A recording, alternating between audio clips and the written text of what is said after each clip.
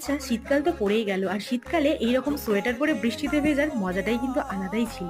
তো আগের দিন আমি চলে গিয়েছিলাম বারুইপুরের মিলন মেলাতে। আর শীতকাল মানেই মেলা শুরু হয়েই যাবে বিভিন্ন জায়গায়। তো রীতিমতো এখানে 10 টাকা করে টিকিট কেটে নিলাম, নিয়ে তারপরে এন্ট্রি করলাম।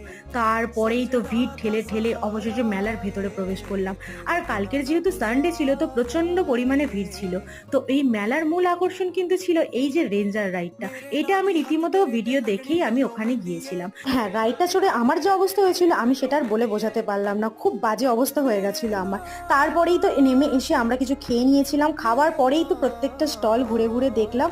আর এখানে প্রচুর যেহেতু দোকান ছিল না, সবগুলো ঘোরার মতো সময় কিন্তু আমার ছিল না। হাতে খুব কম সময় থাকার জন্য যে কটা দোকানে গেছিলাম সেই দোকানে ছোট ছোট ক্লিপসগুলো নিয়ে নিয়েছিলাম।